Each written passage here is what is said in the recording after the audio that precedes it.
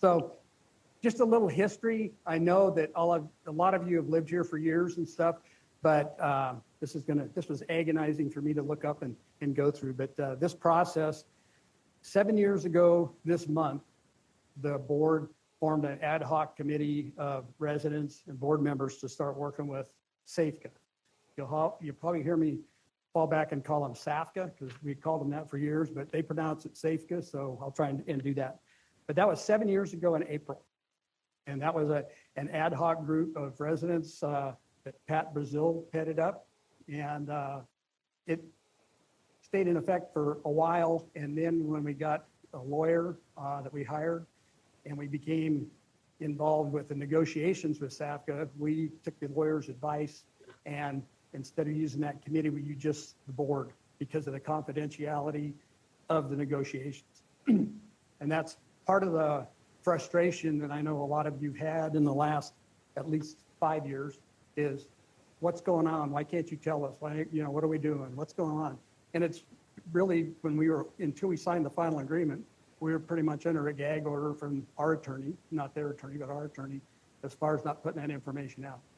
So, so anyway, I want to put another thanks out to the multiple residents and ex-board members that participated in those negotiations and the initial contact with SAFCA, because they put a lot of effort in. And it was a long haul for 7 years. So there's a lot of effort that's gone into this. So we moved away from the ad hoc committee, and then we finally signed an initial possession and use agreement on April 6th. April seems to be a popular month of 2022. So from 2019 to 2022, all we were doing was talking with them, and they finally said, we need to get moving and we need to do some things. We need to come in and stake the ground. We need to, work towards the trees. So we signed a interim initial possession agreement. And with that came some money, and we'll talk about that later on. The tree removal along the south boundary started on February 16th of 24. So it was a good 2 years after that they did that. And then we're still waiting for the rest of it. But the final settlement agreement was actually signed on March 18th of 25. So we're going on a year already since that final agreement was signed. And unfortunately, we're still waiting for what they're going to do. I reached out to the water contractor, the levee contractor, and the Army Corps, because you also had a notice that April 20th they're going to start with the water line. Well, now we're hearing that may not happen April 20th. So they were looking at moving it a little bit or doing whatever. So anyway, bear with us. I can tell you that the water line contractor, the electrical contractor, and the levee contractor are all as frustrated or more frustrated than we are with the lack of communications from the Army Corps as far as when they can do stuff. So it's a process. So you've listened to me long enough. So what I'd like to do is in July of 2022, the board at that time, it wasn't this board, but the previous board, we hired a project manager and a golf course consultant. And this is Josh Lewis. And he is a partner with, I'll probably butcher this, but Gradbill and Hertzing. Okay.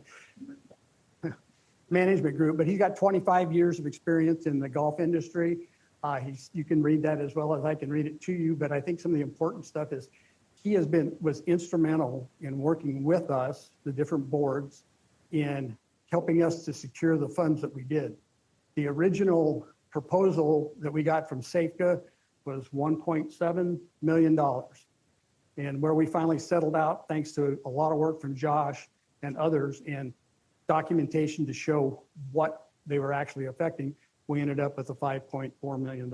So he's been well worth his money. I don't know if you're worth your weight in gold at the price of gold right now, but you're pretty close. Yeah. So anyway, he's been involved with us. He's got a Bachelor of Science degree in horticulture and turf management. He has been I've got to start his slide there for him, but he's been very involved in development of the Golden Gate Park rebuild that they did down there for that golf course, Poppy Ridge Golf Course, and several others. But over $100 million worth of work that he's been involved with since he joined the companies with now in 2022. So Josh Lewis. Thank you guys for having me. Thanks to Dennis, John. There's a handful of other board members and Tanya, and it's weird. I almost feel like I'm part of this community after almost like going on 5 years now working on this. But like Dennis referenced, this was one of my first clients after joining this company. And, since, of course, as I was joking, I came in on a red eye last night from a project we're doing in Hawaii. So we've grown and expanded and gotten a lot of experience, and but it's still very special to come back here because I've gotten to know a lot of people here, and it's an important thing for us to see this through. So as we discussed, my engagement started July 22. Summer, fall, we kind of went through and did an initial property evaluation. We brought our irrigation designer out that we work with frequently that's actually based out of Walnut Creek area. So local, we did a full audit of what we could, at least, of the irrigation system on the golf course, how it is fed from the wells, what the wells look like. We did a full well inspection. We looked at how that interacted with the landscape irrigation around the community. We still don't have a super clear understanding of that because there's a lot of things going on, as we'll kind of touch on here in a little bit. But that and kind of work off that. That was one of the missions on this deal. Was there was a counterpart on the other side, myself, kind of going back and forth on what we felt the scope really needed to be. Our stance has always been, you can't start breaking into stuff on a property this old with the infrastructure that you've got and not see it through and look at the property as a whole. We can't, impact what we would impact for the Safeco project and for the levee expansion and not think about the rest of the community at all. It's like a thread on a sweater, right? So that was really the stance we took, and, ultimately, everybody kind of saw it the same way we did. So, let's see, winter 23. Yeah, long time of, long negotiations. It was a great day. We got the final settlement notice. And then that kind of leads us to where we are kind of starting last fall and through the winter and kind of what we've arrived at now. We had two very distinct missions on this, and I won't get into too many details because we just won't. But there was one side of this was negotiation. The other side is what project we're actually going to do for you now. Right, so that's the phase we're into now. We worked on the settlement, we got as much as we could, and now it's about how best to make sure we put the golf course back together and do what's best for the community with that. Again, kind of our conclusion findings when we went through and did our initial evaluation and kind of how we started out this project foundationally was. The number one thing is the irrigation systems. I say this jokingly, but it's probably the worst I've ever seen. It's just very old. It's under-engineered to begin with. So direct feeds off of wells, we don't typically do that anymore, especially wells that are the pumps are undersized. Main lines are undersized. We don't know exactly where they go. We mapped a lot of the golf course, but once it leaves the golf course and enters the HOA community, it's really hard to figure out at that point. So as far as like hydraulics and total water usage and flow rates and how we do all that math, it's a bit of a Pandora's box when we start opening things up and impacting stuff. We looked at, generally we have a rule of thumb. If you're going to impact 40% of the golf course or 40% of the property, economics of scale dictates you do the whole thing. Once you've damaged 40% in construction, it's a value play to just do the rest of it. In your case, the project itself is really going to only impact number 2 green, all of number 3, and 4, and then 5 tees. but the construction traffic to get in and do those repairs is also going to impact the first and the fifth hole because you've only got one way in and one way out, right? So we really have construction impact to 5 of the 9 golf holes.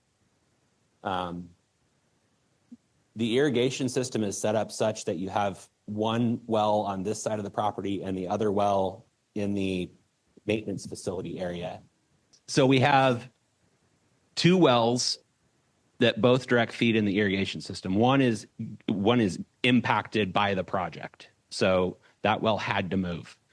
That's on the 2-yard line of getting finished. I think the well's in, the pump's in, we're waiting on controls and some power. So it's pretty much dialed in. So the way we've designed the new irrigation system is still direct feed off those wells, but we've upgraded the pumping system. We've upgraded the controls. We have, 2026 technology involved, all app-based controls and all this other stuff, right? So everything we kind of priced on the irrigation side was to set the tone for you guys for the next 30 years, right? I have to worry about it after that. So, but it's a very complex situation just because of points of connection and how things lay out, and one well's got to move, the other wells, we don't know what that well's going to produce. There's a lot of unknowns. So fortunately, we're kind of getting some of that stuff pinned down now. The big one, to hit on here, another big reason to look at everything in totality is if we were to only go in and handle the golf holes that were impacted, you'd still have, 50% of your golf course, 50% of your golf course that would be on this old antiquated system. And this WELO up top is effectively its regulation around water use and how they calculate construction. There's a calculator with only so much green space, how you're watering. Each grass has a different metric to it and how they lay that out. You're grandfathered in with this system and kind of what you're watering. And as soon as we break the first egg to bake the cake, so to speak, we're going to be held accountable to passing WELO. And so that's driven a lot of our decisions on efficient water use, new sprinkler heads, new controls, all these new technologies to really get you guys up to speed. And then also we'll talk about turf grass selection and what we would want to do as far as like the new golf course goes, the new grass we would use, really low water use, really efficient from that perspective. And then also how that ties into maintenance and operational costs and all those good things. Okay. So the new proposed project, we kind of already touched on it a little bit. Our view is, just objectively, it's a full renovation. There's no sense in working on 5 holes and not doing the other 4. The scope would be all new greens, new bunkers, which we would reduce the total number of to minimize the need for bunker maintenance. New course, new turf, course wide, like we talked about, getting a really good sustainable hybrid turf grass variety out there. Complete new irrigation system, new landscape and kind of buffer tree plantings, kind of that interface between the golf course and the property boundaries and the golf course and the homes and the backyards, both for safety and beautification, kind of reducing turf grass to overall water use. And then one of the key factors that we've talked about from the very beginning is reconstituting or reimagining Gretas Pond, which has to be filled in as part of this project. What does that look like? There's no set plan for that yet. There's no design. There's a really good chunk of money carved out, and it's something that we know we're gonna do, but exact details on that are still TBD. The new well, which is pretty much completed. This construction timeline we feel is probably closer to the 90-day mark than the 120, but I always like to put a range in. So total work from breaking ground to finished grassing is about 90 days. And then assume, somewhere between 60 and 90 days to get it grown in and established before you really want to start to play golf on it. But these are the same concepts that are on the wall in the back. So one of the key factors in this is Jay Blasi Design. Make sure we mention him. He's a golf architect that I've partnered with on, I don't know, 6 projects now. And worked with him going back to my time at Chambers Bay. He was the lead design associate for Robert Trent Jones Jr. at Chambers Bay, and actually was the guy on site that designed the golf course, frankly. And has just had this crazy trajectory over the last 5-6 years. So he's really taken off. Lucky to have him on this. And he's the one that's really helped lay out these concepts and help us with ideas for what the golf course could be. And then RMA Irrigation is our irrigation consultant that we mentioned. One thing to keep in mind with the concepts, they are just concepts. So when you're looking at these, don't get too hung up on exact green shapes or exact bunker shapes or exact bunker locations or grassing lines or anything like that. But the concept is bigger greens, more interesting, more fun, more, stuff going on, not just flat circles. And then obviously better, newer Bermuda grass varieties. So kind of imagine one fairway height of cut everywhere, greens in the middle. Your maintenance team now has, 2 things to mow, 2 mowers, fairway heights, green sites. That's about it. Then you've got landscape buffer zones in around the edges, big open fronts, people that want to run the ball up can run the ball up. If you want to fly the ball into the green, you can. A lot more fun, a lot more interest kind of as you go around. So one thing to keep in mind, that we've kind of used as our guiding light here too, is we realize that everybody in the community does not play golf, right? So thinking about this as something that's going to be very pretty, very upgraded, something that's going to look good, and then also accommodate people that just want to go for a walk in the afternoon, right? Go walk your dog, go hang out, take a stroll, whatever the case may be, right? So it's a golf course, but it's kind of I guess the concept is golf within a park, so to speak. One thing too to notice between the concepts is we've got 2 concepts right now that have been kind of, boxes checked for the most part, idea-wise, and we're working on a 3rd that we'll end up bringing to the community too. There is not a lot of options. Your property is very narrow and it's very confined. So it's not like these are vastly different. So again, that's where I would say, don't get too hung up on the little details between the concepts. It's really overriding principles of fun, open, pretty, walkable, interesting, that kind of thing. So.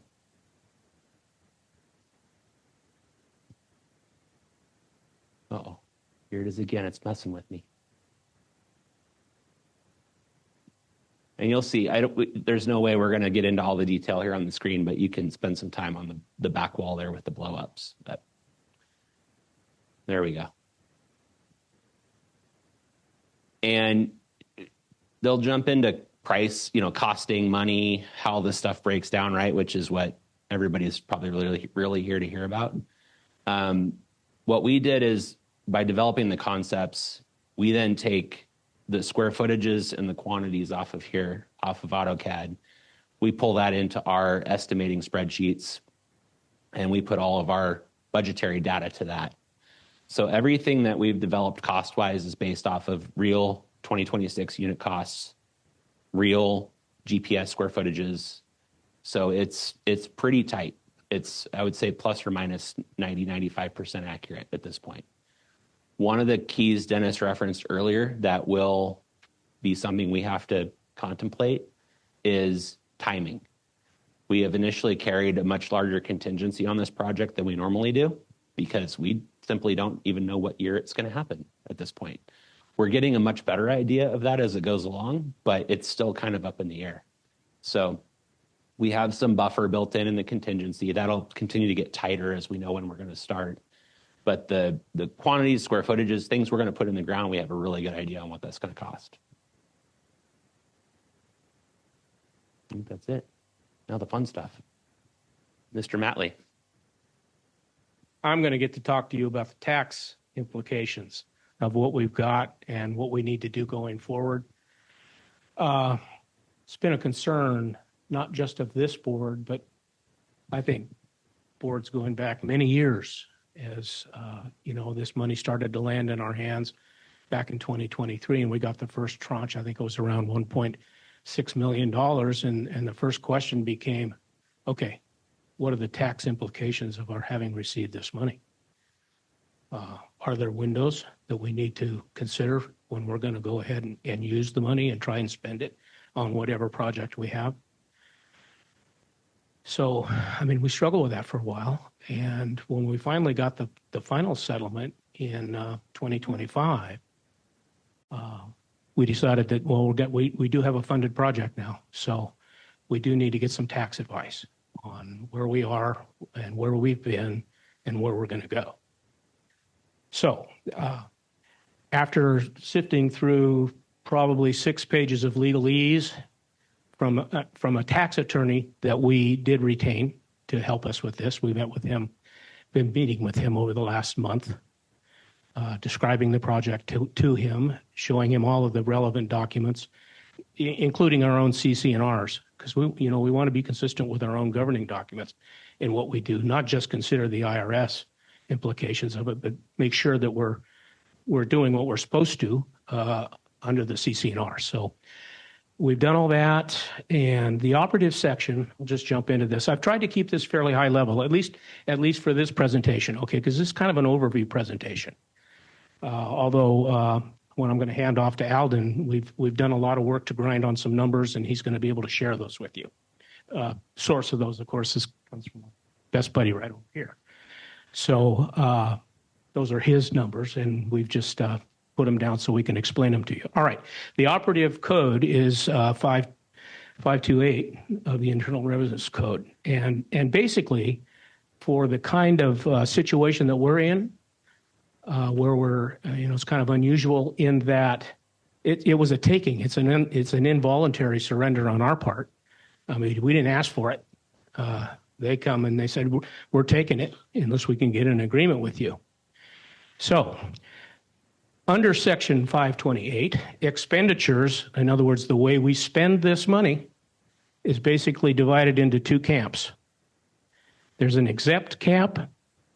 Good news for us would be any well, I don't want to get ahead of myself. There's an exempt tax or an exempt expenditure that has no tax liability to the association.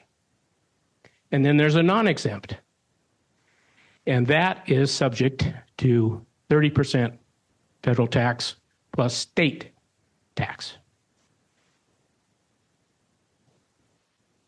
Well, I read his article again, and it suggests that there may be some additional state taxes that would be. We know it's at least 30%, might be more. All right. What is an exempt versus a non-exempt? What is the definition of those 2 phrases or words, actually? Under the exempt category, and taking you back, that's the settlement agreement.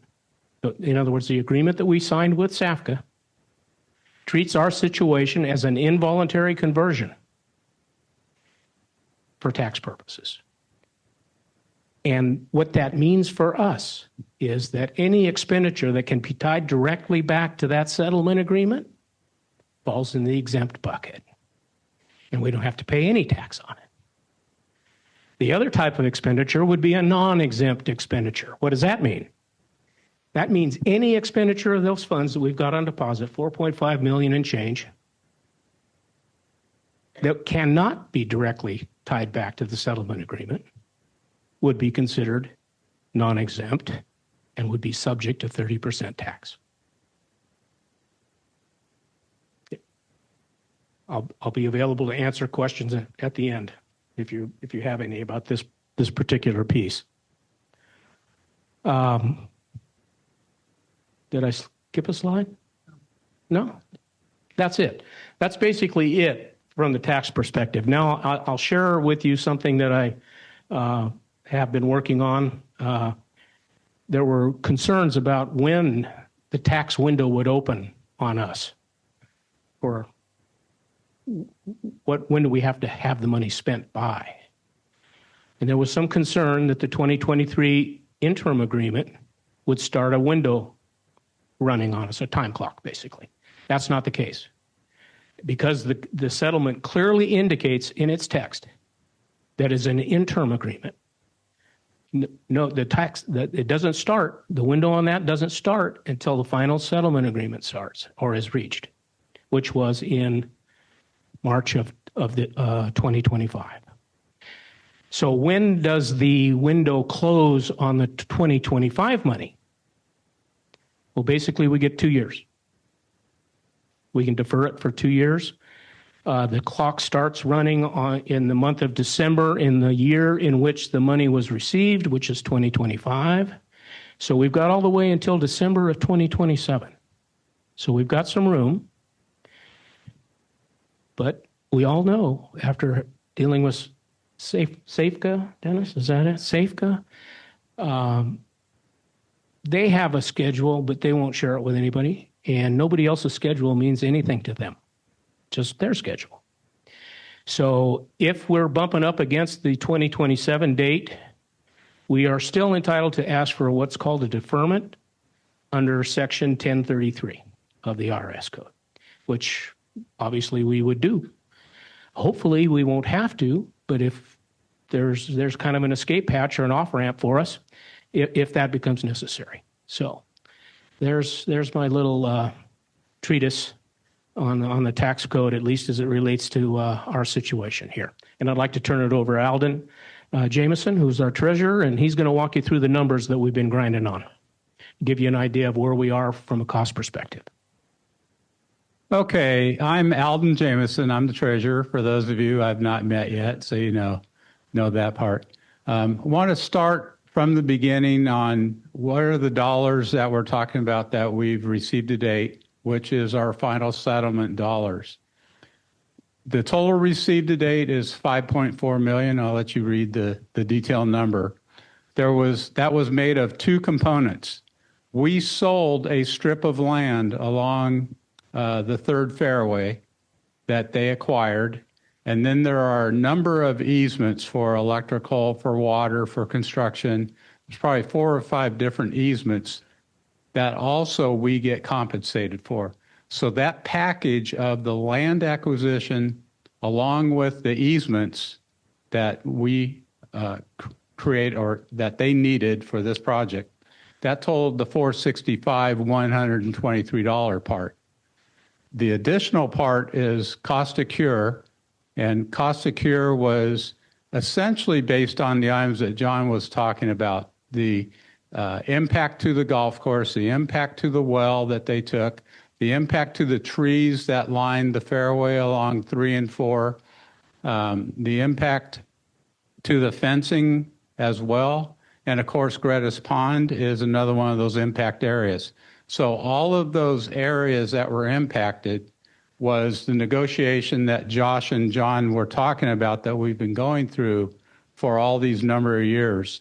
And so that component is $5,016,000. Together, it's 5.4. One of the things that we were curious about is, does the taxability of those dollars matter whether it was the land acquisition versus the cost to cure? In the settlement agreement, it describes that all as involuntary conversion. So the rules John was talking about, we don't have a different set of rules for the $465,000 part versus the $5 million part. It's really the rules apply to the $5.4 million in total. Okay, so that talks about the revenue that came in. Now, to get to that point, however, I asked John, I said, how long have we been going at this? And he thought it was pretty close to 7 years.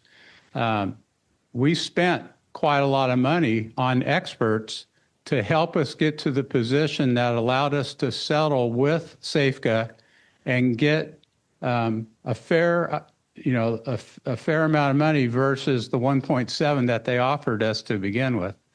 So we've spent to date, to get us to just signing the settlement, the final agreement that got the $5.4 million, we spent $276,000 before even getting any money from Safeca. So rather than use or have to use and cut into the 5.4, we're taking the approach that the interest that we're earning while the money is waiting to be spent, we are hoping that we're going to be able to offset those costs that we incurred and keep the 5.4 intact for our construction activities that we have. So you see that it looks 283,000 is higher than 276,000. That comes with an asterisk. That $283,000 is before taxes. So that's not the net amount. So we still need to earn some more money to break even with our costs that we spent, the $276,000, before and avoid dipping into the 5.4 to have to spend that. I hope that makes sense and explain it well. So what are the costs that we've identified so far in the various components? So the first slide that you have are the project costs that are really non-golf course related. So we start with the well construction, and as Josh was mentioning, and John as well, and Dennis, we're pretty well to the tail end of that well. We still have some more things to do related to it, some more expenses. But the 523 is really based on contractual obligation. That's why that's a very specific number. We know that number now. Gretas Pond, Josh had talked about how there's a carve out for Gretas Pond. It's in the agreement, and it's $271,449. That is waiting to be envisioned on how that money gets spent, what that envision looks like. There are no plans on the board of what that is. So that money is there and available to get started. Cypress trees, those are the replacement of trees along the 3rd and 4th fairways that will give us our privacy back for the residents along those areas. And also for a safety factor, keep our well-intentioned golf shots from landing on Garden Highway and maybe hitting a car and so forth. So anyway, and then the fence is coming down along 3 and 4. So that fence, permanent fence, that includes 3 and 4 going to the vacant lot next door to Tidwell's, and goes behind and kind of around that court as well. So it's not just the fence that's on 3 and 4, it goes all the way around. And then project management is, Josh is our project manager. He's not here just for the golf course. He's been very active, for instance, in the cypress trees.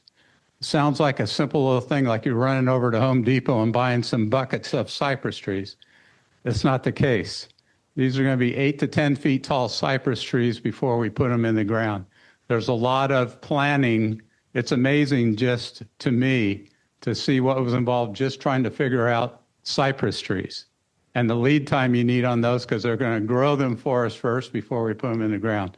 Anyway, so the project management is, you'll see that same amount included over on the golf course side. So we split the project management cost between the non-golf course components and with the golf course. Okay, so the total costs there are roughly 1.7 million as we have it right now. Keep in mind that out of this list, these numbers will continue to get refined. So, we don't even know when we can get started, right? So I'll have more to talk about that, because there's a point to be made about the fact that our costs, this isn't know what your costs are today, and may not be that way 2 years from now or a year from now when we can get started. Okay, on the golf course construction side. So the golf course construction you see is 2.2 million, along with our golf course architect and the project management component, for a total cost of just short of 2.7 million. So that's for the scope of work that we talked about. So that's a total renovation.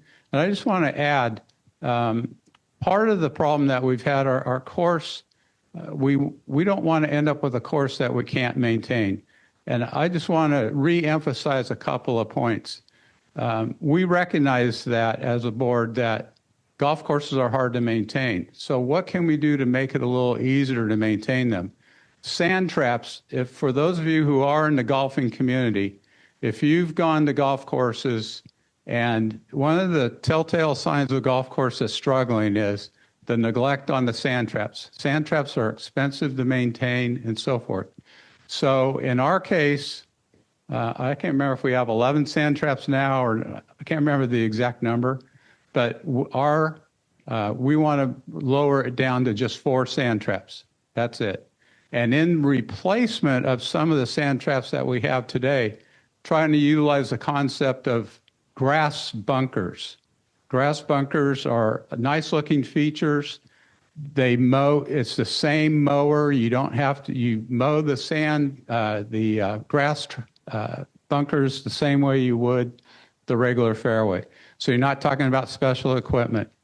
And so anyway, I just want to make a point about that along with the concept that Josh is presenting to us, is that your fairways, well, you won't have a rough mower and you won't have a fairway mower. Everything will be fairway height.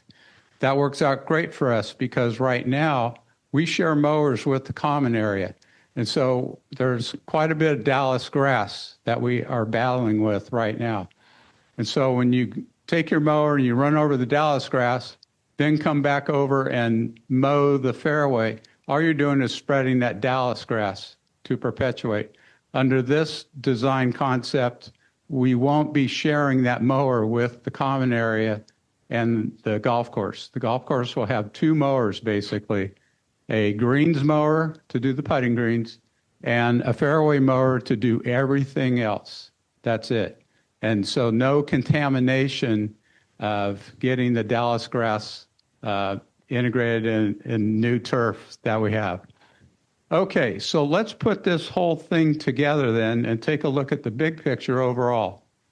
So when you look at the total cost recap, we've done is taken the well construction Gretas Pond, the non-golf course numbers, and those are just the same numbers repeated here, took the cost of the golf course at the 2.679, added a little bit for accounting, legal, and other.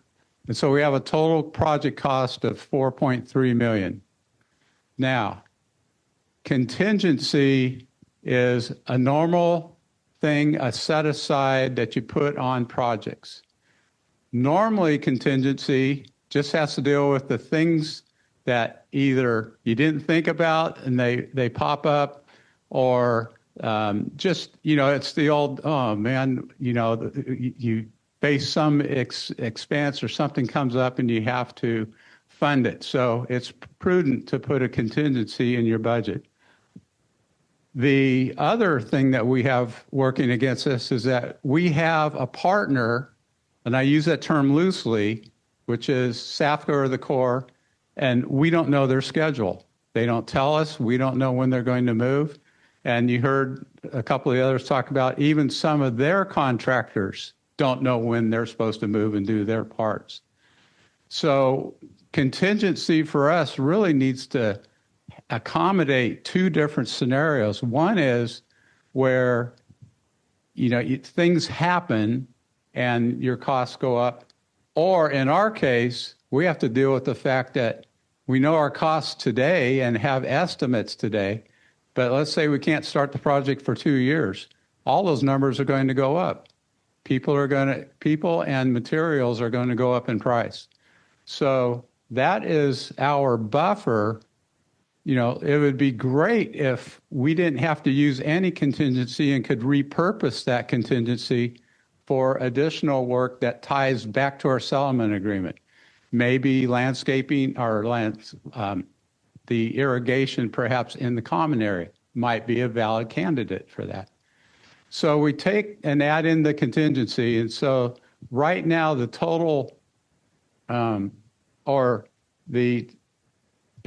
compare that against the 5.4 million that we have, and that leaves a difference of 461 positive, meaning that's available to be used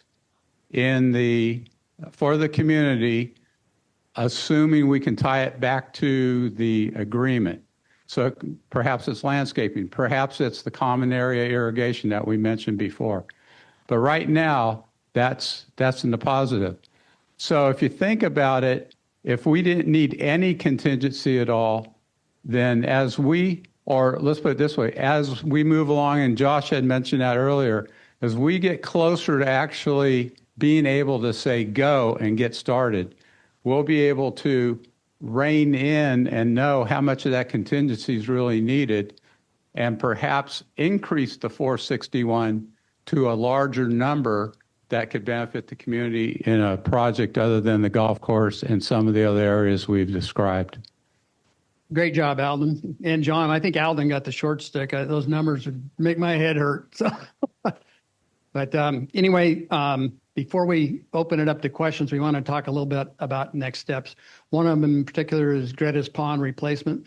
We've intentionally stayed away from that one is because we want to get involvement. Our thoughts are at the next board meeting is to appoint the landscape committee to act as a lead on that, but to incorporate some additional folks.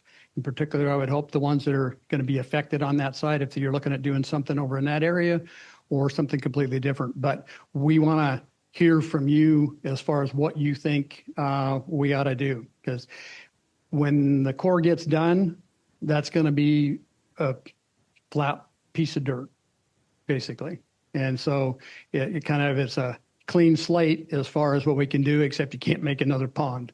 So, but there are other things you can be done there and stuff. So that's one thing to look at. Also, we do want to schedule it. We'll probably look at doing that at the next board meeting next week. Another town hall for mid-June and give you updates as we have them. Maybe we'll have a new water line by then. Maybe we'll have some news on electrical or the levee work itself.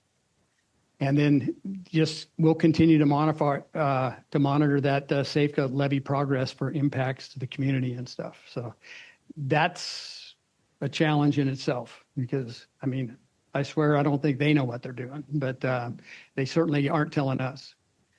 Before we move on to question and answers, I did want to add one more thing that I know is near and dear to some folks' heart in here, looking at Huey and some others, but Gretas Pond. That's a challenge. And Candice Hatch, if you could stand up a second. Candice, she's a resident that lives down by the 5th tee box down there. And she came to me a couple months ago and said that she could reach out to some local reptile and fish places to see what they could do. And she's got a couple that are willing to take the koi fish and some of the turtles. I don't know about all of them. But there's a catch. They don't know how to get in there and get them. And so in reading one of the settlements, I don't know if it was the preliminary settlement we got or the final, but it did state in there that that Safeco would assist us in removing the amphibian and fish out of that pond. So what we need to do is through Candice coordinate that operation, and that those shops are basically similar to a dog rescue with fins. And they will take those and quarantine them, those animals. And once they're past a certain point where they know they're not going to pass on disease or whatever, they will put them up for adoption or possibly sell or whatever. But at least they won't be buried. So that's a good thing. And Candice, thank you for doing that. So we'll keep moving ahead and give you the information on that. So with that, now it's your turn. Jean's got her hand up. So what we'll do is we'll kind of get this mic moved down to you. Please be I really appreciate how polite everybody was and respectful for the speakers and stuff. Give yourself a round of applause if you want for that, because that's great. But I would ask you to keep it up for these questions because as these questions come up, you will have a turn to ask that question. We do have, do you know how many are on the Zoom call, Nancy? Okay, about 14 on the Zoom call. And if they raise their hand in that Zoom call, we'll be able to open up their mic and let them ask some questions as well. So with that, if you could hand this down to Jean. For the 461,000 that may or may not be left over, would that be subject to the 30% tax? I would say, for John, it would depend on what we spend it on. If we can tie it back to something that can legitimately be determined that was a cause of the levee work, like the irrigation they tore up, that type of stuff, then yes, we would be in the exempt zone. But to just use the money for something completely different, I think somebody meant, build a new tennis court. That really wasn't affected by the levee stuff. Yeah, the clubhouse, that kind of stuff wasn't affected by the levee stuff. So, but maintenance on the golf course, maintenance on some of the trees that we're planting, and that kind of stuff would be covered. You just stand right there. I want to know if I've got actually 3 comments. So one's a smart mouth one too. We may kick you out after the first one. Is any additional work going to be done to ensure that the third fairway is almost all weeds. There's very little grass. And so I'm worried that I don't want all the seeds coming back and ending up all weeds. And the other fairways aren't that way. So I want to know if there's any additional work to ensure those weeds are not going to come back. And then my second question was partially answered. It had to do with the irrigation on the buildings. And it seems to me that if we can justify that we're going to redo the irrigation on the 7th fairway because it's being affected, so are their houses. And so to me, I'm not a golfer, so to me, that's really important. And what was my smart mouth comment? Yeah. Instead of worrying about the cross-contamination of Dallas grass, let's just get rid of all the Dallas grass. Why can't we get rid of it around the houses too? It's just, who's going to say it's not going to come back? And it just seems more appropriate to get rid of all of it.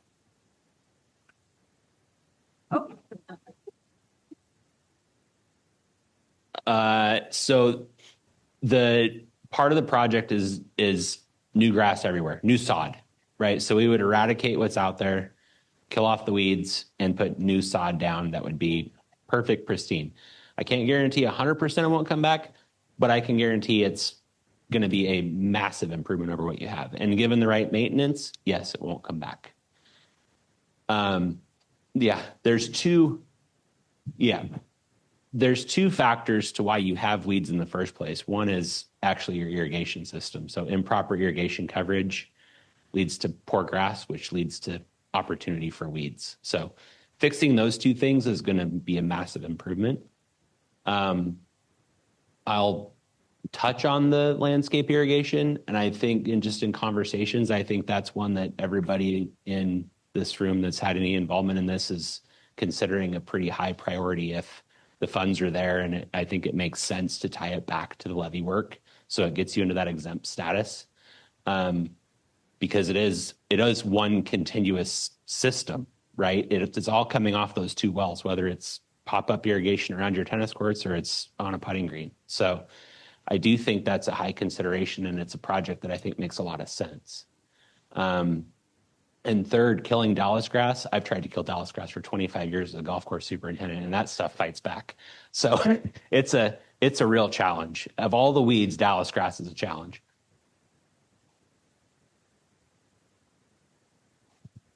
Yeah, I think it's something we definitely will look to do, and our involvement and kind of the landscape team and stuff like that too. But that's okay.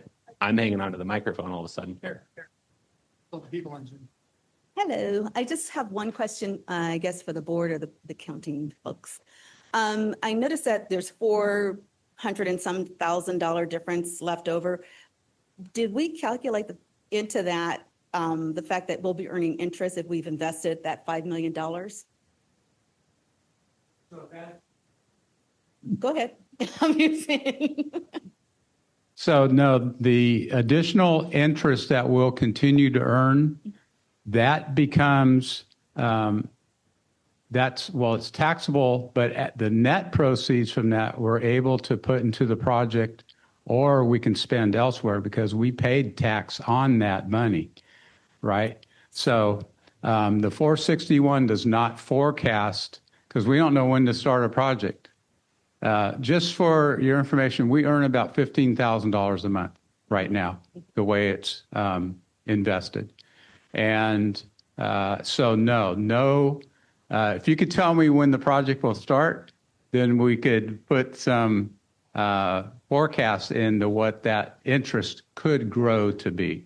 But no, the 461 is just the project estimates to date, add contingency in, and then the 461 is still not identified as part of the golf course or any of the other projects right now. So and ideally, to keep its tax exempt status, we want to tie it into something like the example of common area irrigation. Well, I've been asking for that. Yeah, I agree. So you almost I wouldn't have a complaint if we could make that happen. It seems like it's all going definitely to building a new golf course, but I would like, even if we were to pay tax on some of it, to get some other things done around here, personally. Okay, I would tactfully disagree. It looks like half of it's going to the golf course, but I guess you looked at it differently. Yeah. Thank you. Pat Brazil. After working with governments for 20 years plus, I'm more interested in the timing. I have said for a very long time when we first started this, I will probably be dead and buried by the time this thing is finished.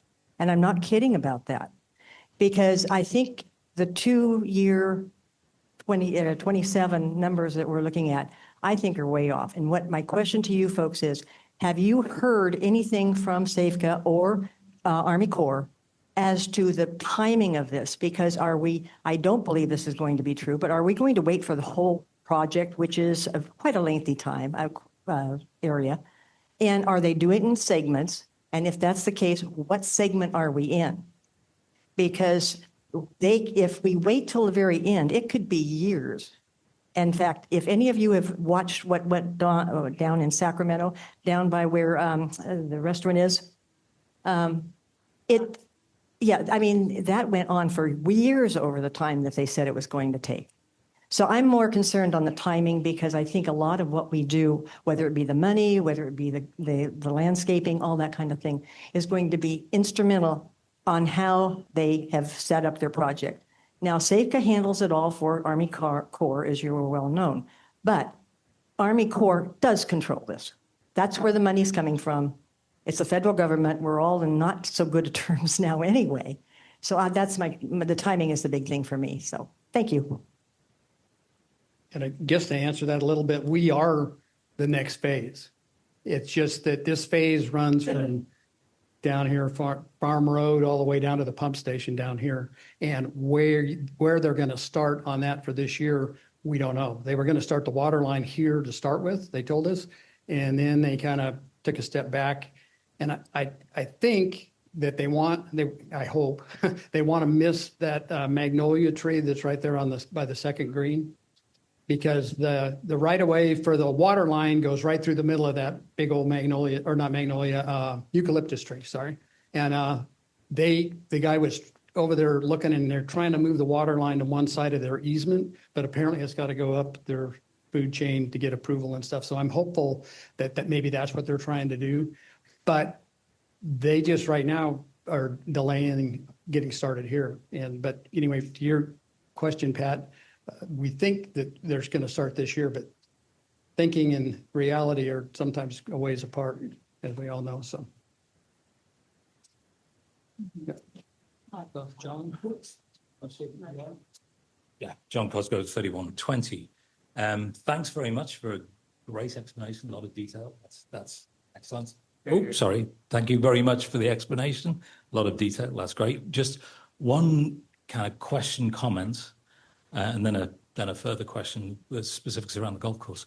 Alden, you talked about the payment for the easements. You talked about the cost to cure.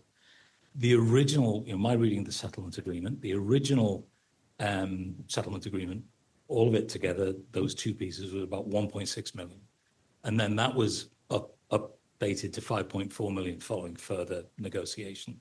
But that further negotiation also included consideration of injury to the remainder. That was the phrase, yeah, injury to the remainder. And I think that may be an opportunity, because if it's 5.6 million and that's everything that's in the settlements, which includes the price of the property, the cost to cure, and injury to the remainder, there may be the possibility to tie all of that back as zero exempt. And therefore, all of the funds, or a significant chunk of them, may well be advantageously viewed as far as tax goes. I guess the other comment is about 25, maybe a lower percentage of the community uses the golf course to golf. And so I really appreciate the comments that, that it's been considered that this is not just thinking of it as a golf course, but thinking of it as a park as well. I'd be really interested to know, and I understand your point with regards to once you get to 40%, you got to consider the whole thing. I mean, that makes good general sense. But bearing in mind that 70%, 2/3, 3/4 of the community don't golf, I'd be really interested to know what the cost would be. And I'm not asking you to tell us now, but I think there are members of the community who'd be really interested to know what it would be if we didn't do the whole thing. So just a consideration. Okay. As a quick response to that, and I appreciate what you say, but as a quick response to that is a lot of the success for where we got the money, the settlement from Safeco, as you remember, was the property values of this community because of the golf course. So you may not be a golfer, but you benefit from having a golf course here, and a nice looking golf course is a benefit that we would all benefit from, whether we sell, whether we have guests or whatever. So it's not just if you golf or not. So anyway. I agree. Okay. Comment on that is the very reason why we talk about injury to the remainder. That part of it affects everybody. The fact that you can't access a golf course, your friends and family, if they choose to access it. That is the piece that he's talking about, that part of the settlement agreement that we negotiated, the injury to the remainder. So we take a partial taking, we took part of our property, it affected everyone. And that's the piece that he's talking about. Yeah. It still has to show direct injury, though, I think, to meet that cost of cure, but we'll look at it. No, I agree. Yeah. Oh, before I leave. Thanks. I'll be the director. Okay, thanks. There's another mic over there. We got a great one. So, hello, this is Candice again. Mine is a 3-part question for our project manager. Where's he? All right, so the timeline seemed a bit aggressive when I'm looking at it. So with that in mind, what top 3 risks are being considered that would impact the timeline? What's the plan for managing those risks? And what's your confidence level in a percentage for that timeline? This is a question I get every single place I work. You work with other project managers, huh? Oh, I am one. So, all right. So as far as the timeline goes, a good example of why I believe this is a 90 to 120 day construction. We did Poppy Ridge in 2023. That was a 190 acre site. We moved 450,000 cubic yards of dirt and sodded 65 acres of turf. And we did it in 5 months, start to finish. So I'm pretty confident we can do this in 3. 8. Yeah.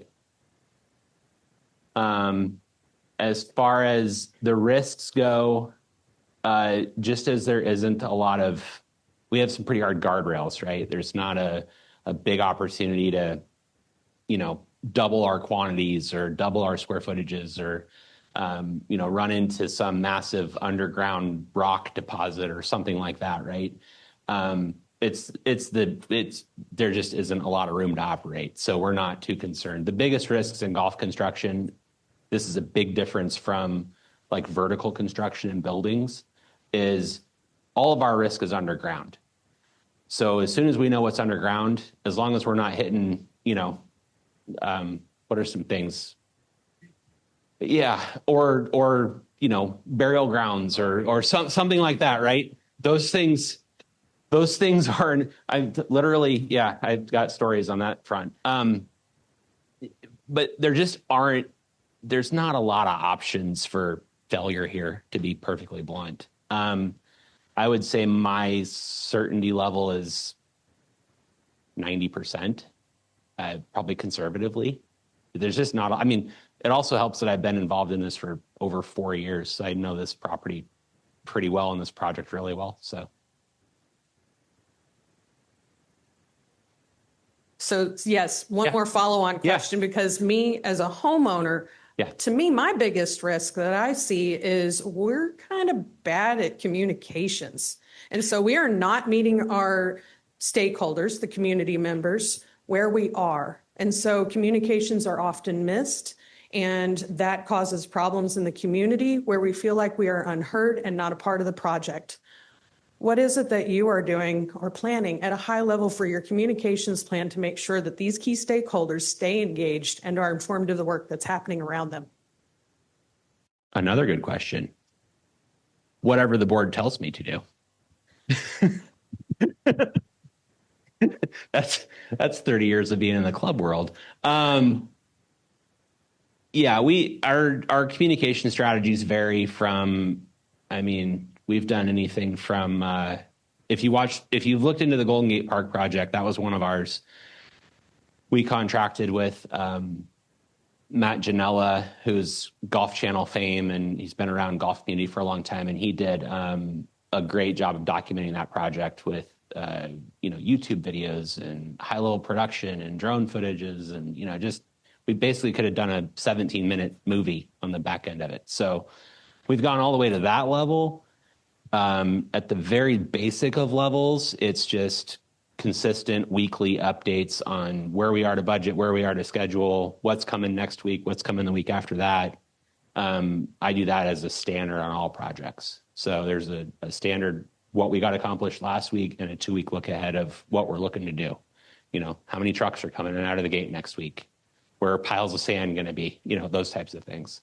So that's very standard for us, but it's ranged all the way up to, like I said, high level production type stuff, if that's what people want to do. I don't think that this project dictates that, but again, whatever the board tells me to do, we'll do.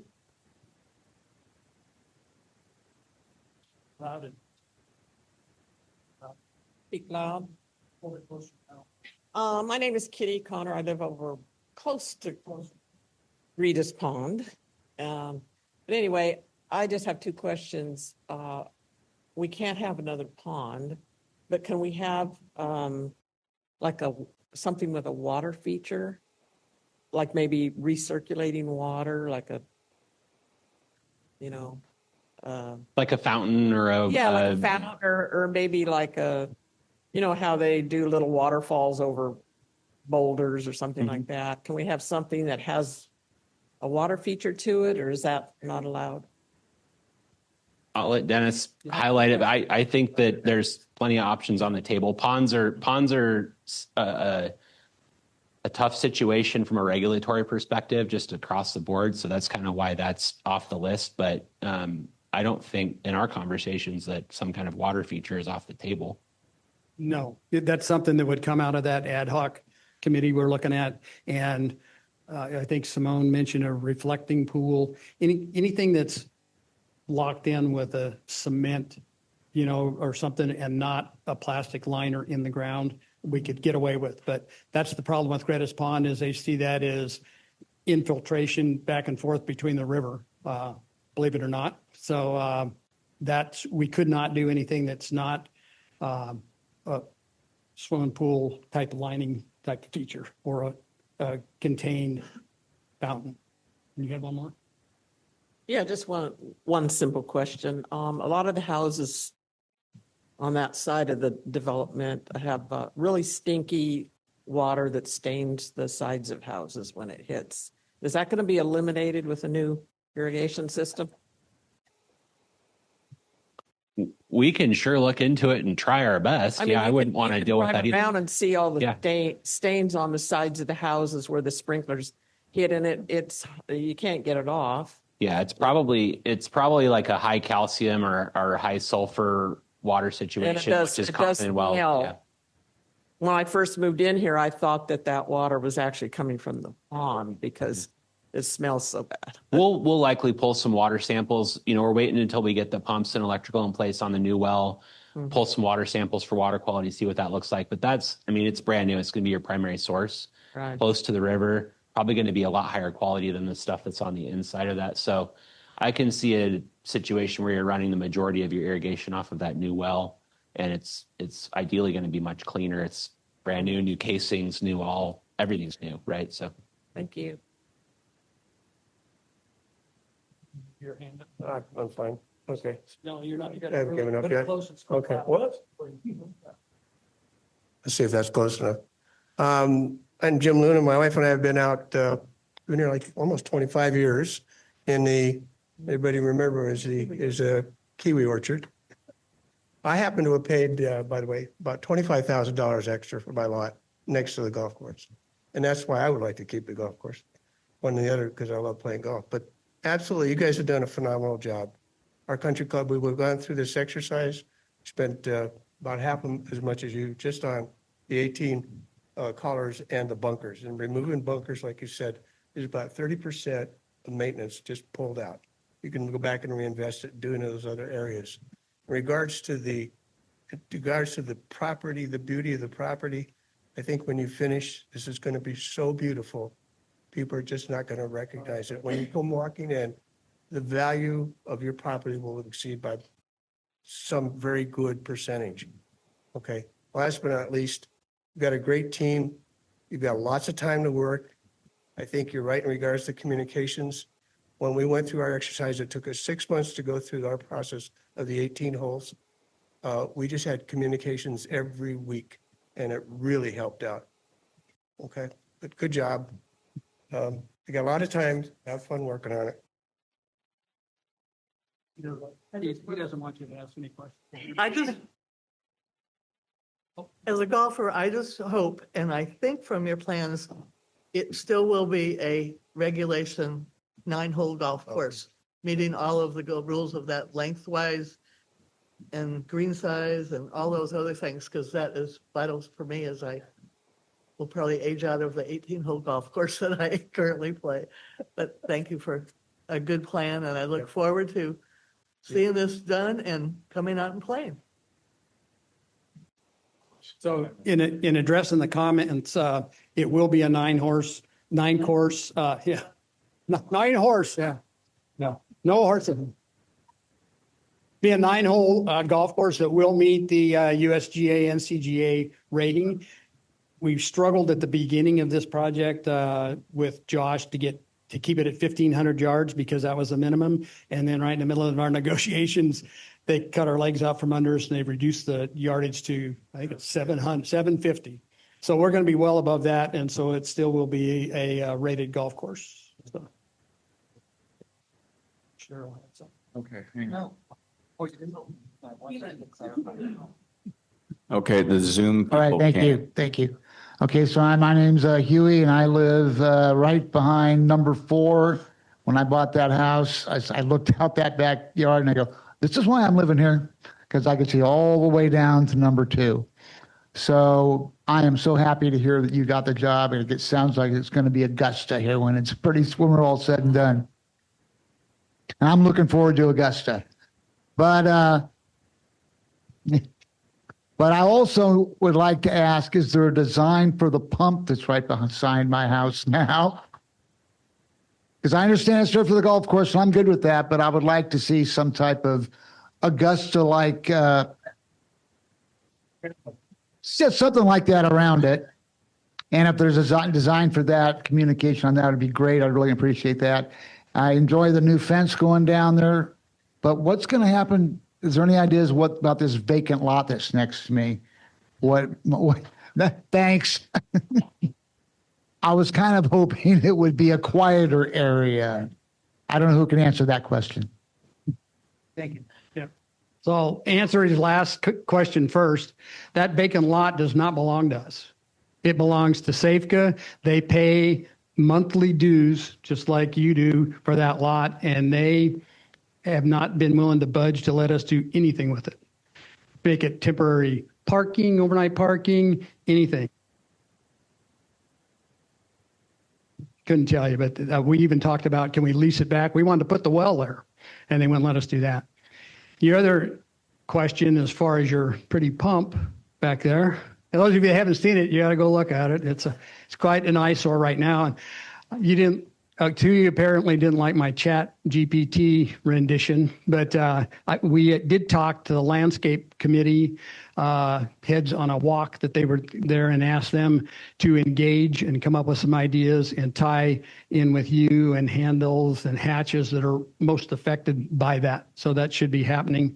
And we don't intend for you to continue to look at that indefinitely, but it's going to be a while longer. So thank you. You bet. I guess they want us to use this mic, so I'll do a little bit of walking here. Hello, Mark Madrigal. I like the communication piece that Candice brought up, whether it's through the board using Ventium or with the project manager. You scratch the surface on WELO. A lot of us don't know what WELO and how it affects a golf course. We know how it affects a community, but really not how it affects a golf course or any facility like a park or anything like that. So I would like to have you guys give us some more details about WELO and how it affects us. And if we're going to have this beautiful course, I think we should consider, the board should consider if it's a project for the whole community, then maybe we don't have golf dues. Everyone could, just like we use the swimming pool, we use the tennis courts.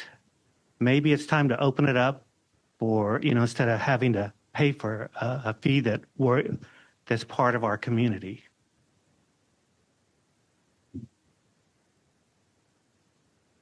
Okay, I don't see any hands, but what do we have on Zoom? She left? Okay. I didn't know if you were prepared for that one. You get to ask questions, but we're going to skip the answers. So without going into like too much complexity and detail and frankly, just boring stuff regarding this, WELO is a regulation that keeps people from, in the state of California, particularly from basically taking these giant lots that they have massive homes on in, Atherton, Woodside, Palo Alto, whatever, and just making everything cool season turf grass, right? Ryegrass or Kentucky bluegrass or whatever. Big water users. It all started with the drought restrictions and things like that. It primarily is aimed at new developments or renovation work. Why it's important for you guys is just the HOA community and that bridge between residential and commercial use. It's not a commercial use site, as like a Poppy Ridge would be, right? Big public golf course, commercial use type of situation, different category. The things that impact WELO, each turf grass variety has a water use coefficient is what they call it. So warm season turf, Bermuda grasses, zoysia grasses, things like that are a very low water use coefficient. So it's considered drought tolerant, or it really helps you in your WELO calculation. Updated irrigation technology, new sprinkler heads, new wells, things like that all go into your calculation for how WELO is looked at. And then ultimately they want to see a footprint of how much turf per acre of, development you're putting in. And then they use those different metrics for all these things to kind of come up with some arbitrary number that they tell you how much lawn you can have. But in our case, a lot of the situation like this, it's not a new thing, but it's a relatively new thing that they're really becoming sticklers on. So if you tried to develop this community right now the way it is, it'd be very difficult just because of the amount of, you look out here in this lawn environment and that's just a non-starter for them. So we have to be very careful about how we integrate all those things. That's why we would talk about a warm season turf grass, right? There's also a lot of other benefits to warm season turf grass in this climate. Less chemical use, less mowing, less of everything.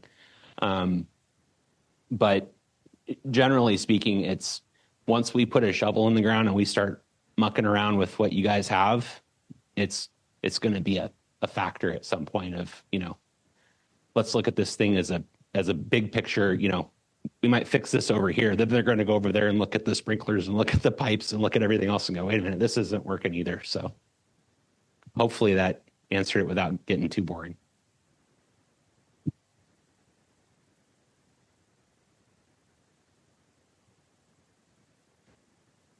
Thanks. Christine Schmeckel. It's been a great long conversation here. And what I'd like to recap again is about the plans. I know they're drafts. I know another one's coming up. But when will we see it? When will we talk about it? When will decisions be made? I know you don't even know what's happening with construction, but how will we know how this is going to come about? Well, we were hoping to have a third version up here tonight that would look different than these. If you don't get too hung up on those ones you see, because we've got issues with some of these things and we've gone back and forth and stuff. And so by the next town hall meeting, we should have another concept or possibly two and move forward with that. The one thing you need to understand is that it's not going to go out for a community vote. It's a board decision, but we want to get input from folks. And so when we get those finalized options out there, we want to hear from the golfers and the non-golfers, the good and the bad, and we'll make the best decision we can. The one thing that Josh has mentioned to us, that with this concept, that concept, the other ones that we're talking about, there's probably a $20,000 to $50,000 difference in any of those. So any of those are viable options, really. They're not that extreme.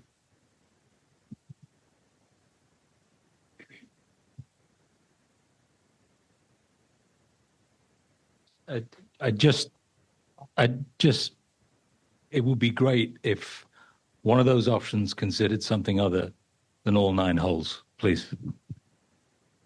Well, Simone, 3181. I just had a question. How are we coming about with these potential renderings when we don't know what Gretas Pond's going to look like? Or if there's going to be a water feature there at all? So how are we pulling these renderings up? Are we just looking at it as a blank slate? He's done with his job, and then we as a community come back in with the water feature? Or is this incorporated in what this gentleman does? I would say it's going to be somewhat incorporated, whether they do the work or not. It'll depend on the landscape committee leading that ad hoc committee and what they come up with. But right now, there's one of these concepts that shows like 2 different tee boxes, and one of them and 2 different greens, and they're kind of right on where Gretas Pond is. And we've asked to remove those so that we're not impacting that area. So that's one of the changes we're looking at doing there. Deborah Lugo, Wailea. Can we leave those blueprints up on the wall for maybe a couple of weeks so people can see, or are you taking those down today? I don't think we are planning on one way or the other. We can certainly leave them up, but I would say maybe we put them in a room that is more accessible, because this one's locked up. If you think, John, you guys, yeah, I think we can do that. Yeah. Yeah. Yep. Okay. And you also could go in to the YouTube and look at those and probably pause them and zoom in and look at them that way too, because they're on there.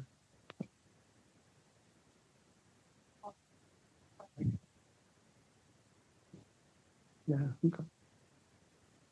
We got a couple on Zoom. You want to First of all, I want to say thank you for that presentation. I thought it was really thorough and really enlightening as a resident here. I'm Liz, 2301 Wailea. And how do we find the YouTube link? Mark, we got to get Mark to put it on there first and probably preview it, make sure it works. But then we can put it out on Ventium with a link to it, Mark. Would that be possible? Okay, there you go. If Mark ever moves, we're in dire straits. Yeah, there you go. Yeah. Anybody else? Okay, thank you for coming. Appreciate it. And thank you for your attention.